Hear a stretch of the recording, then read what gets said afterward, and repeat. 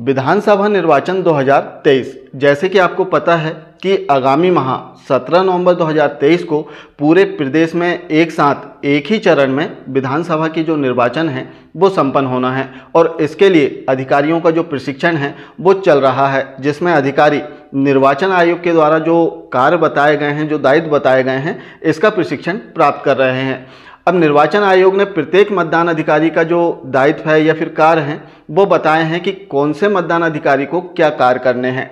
अब यदि आपने भी अनुभव किया होगा कि इलेक्शन जो है वो एक टीम वर्क है, इसमें ऐसा नहीं है कि केवल एक अधिकारी या फिर पीठासीन अधिकारी अकेला जो इलेक्शन है वो संपन्न करा दे, इसमें ऐसा नहीं है। इसमें टीम वर्क के रूप में ही हमें कार्य करने होते हैं और कई ऐसे सारे कार्य होते हैं जो हमें मतदान केंद्र पर पहुंचकर करना होता है। इसमें जैसे मतदान केंद्र की तैयारी करना, तो इसमें आप ऐसा नहीं बोल सकते कि जो पीठासीन अधिकारी है केवल वो ही मतदान केंद्र की तैयारी करेंगे, हमें संयुक्त रूप से सबको मिलकर एक साथ कार्य करना होता है।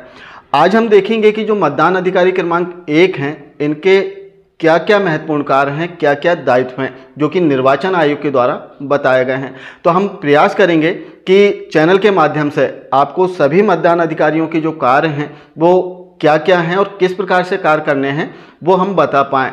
तो जुड़े रहें आप चैनल के साथ में और चैनल को सब्सक्राइब जरूर कर लें और बेल नोटिफिकेशन को ऑन कर लें, क्योंकि इलेक्शन से संबंधित बहुत सारी महत्वपूर्ण जानकारी समय समय पर जो चेंज होते हैं या फिर निर्वाचन आयोग के द्वारा जो जानकारी प्राप्त होती है, जो निर्देश प्राप्त होते हैं, या फिर प्रपत्रों की हम बात करें कि प्रपत्र किस प्रकार से भरने हैं, या फिर आपके कमेंट्स के आधार पर आपको जहां समस्या आ रही है आप कमेंट्स कर सकते हैं कि इसमें हमें समस्या हो रही है, तो हम प्रयास करेंगे कि उस टॉपिक में हम वीडियो आप तक जरूर पहुंचा पाएँ।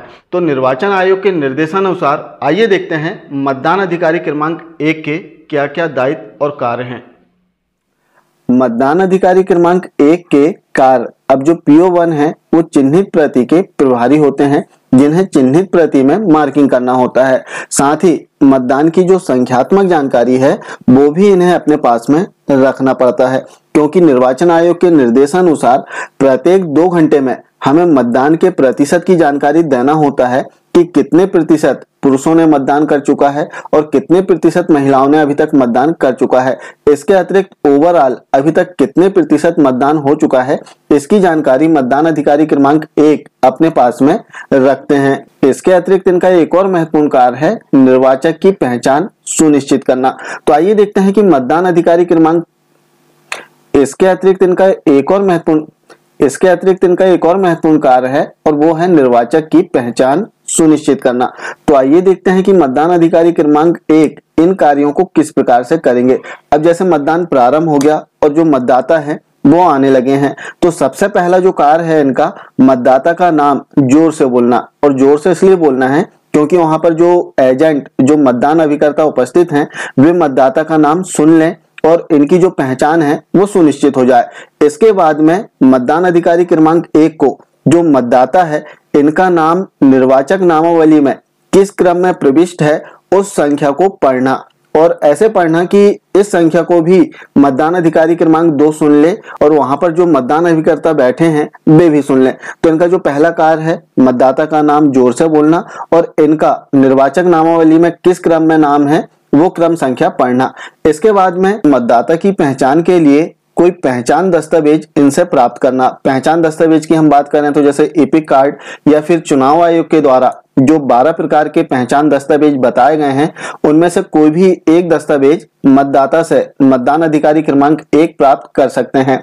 जैसे हम जो पहचान दस्तावेज हैं इनकी बात करें तो 12 प्रकार के पहचान दस्तावेज चुनाव आयोग के द्वारा बताए गए हैं, जिसमें मतदाता का पहचान पत्र हो गया, पासपोर्ट हो गया, ड्राइविंग लाइसेंस हो गया, तो इस प्रकार से जैसे आधार कार्ड हो गया। तो इस प्रकार से 12 जो पहचान दस्तावेज हैं इनसे मतदाता अपना मतदान कर सकते हैं। तो इनमें से कोई एक डॉक्यूमेंट्स आपको देखना है कि मतदाता ने कौन सा डॉक्यूमेंट्स लेकर आया है, और इस पहचान दस्तावेज से मतदाता की निर्वाचक नामावली में पहचान करना कि संबंधित मतदाता ही मतदान करने के लिए आया है। इसके बाद में निर्वाचक नामावली की जो चिन्हित प्रति है इसमें सभी मतदाताओं के समक्ष विकर्ण लाइन खींचना, एक आड़ी लाइन इन्हें खींचना है। अब इसमें भी ध्यान देने वाली बात है कि यदि पुरुष मतदाता है तो केवल एक आड़ी लाइन खींचना है, एक विकर्ण खींचना है। इसके बाद में यदि महिला मतदाता है तो एक आड़ी लाइन खींचना है और इनके सरल क्रमांक में गोला लगाना है। और यदि थर्ड जेंडर कोई मतदाता है तब एक आड़ी लाइन अर्थात विकर्ण खींचना है और थर्ड जेंडर जो मतदाता है इनके सरल क्रमांक में स्टार का निशान लगाना है। जैसे हम एग्जाम्पल के लिए देखें तो कुछ इस प्रकार से आपको लाइन खींचना होगा। एक विकर्ण खींचना है हमें पुरुष मतदाता के लिए, इसी प्रकार महिला मतदाता के लिए एक विकर्ण खींचना है और उनके सरल क्रमांक में गोला लगाना है। अब यदि थर्ड जेंडर मतदाता है तब विकर्ण भी खींचना है और उनके सरल क्रमांक के सामने आपको स्टार लगा देना है। तो इस प्रकार से 3 प्रकार के जो मतदाता होते हैं, तो तीनों प्रकार के मतदाता के लिए आपको इस प्रकार से मार्किंग करना है। इसके बाद हम देखें तो इनका जो कार्य है, जैसे इसमें हम देखें पुरुष और महिला की संख्या को नोट करना, तो इसके लिए जैसे आपने पूर्व में भी देखा होगा, हालांकि जो संख्यात्मक जानकारी नोट करना होता है इससे संबंधित फॉर्मेट हमें प्राप्त हो जाता है और हो सके तो आप अपने साथ में जरूर लेकर जाएं, जिसमें 50, 100, 200 ऐसे आप सीरियल से नंबर लिख लें। और यदि कोई पुरुष मतदाता आपके पास में आता है तो क्रॉस कर दें और महिला मतदाता आती हैं तब आपके क्रमांक में आप गोला लगा सकते हैं। इस प्रकार से वहां से भी आप टैली कर सकते हैं कि प्रत्येक 2 घंटे में कितने पुरुषों ने मतदान किया है और कितनी महिलाओं ने मतदान कर चुका है। और अंत में मतदाता की पहचान सुनिश्चित हो जाए, इसके बाद में मतदाता को मतदान अधिकारी क्रमांक 2 के पास में भेजना है।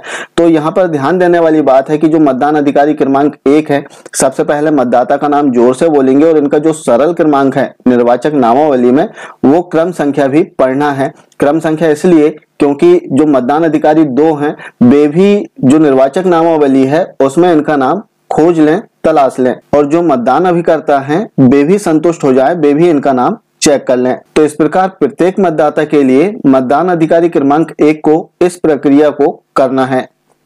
तो आशा है जानकारी आप समझ पाए होंगे। अब यदि आपकी कोई समस्या हो या फिर कहीं आपको कठिनाई आ रही हो तो आप कमेंट्स कर सकते हैं।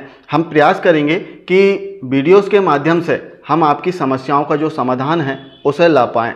आप सभी के ढेर सारे स्नेह और सहयोग के लिए बहुत बहुत धन्यवाद। मिलते हैं नेक्स्ट वीडियो में, तब तक के लिए नमस्कार, जय हिंद।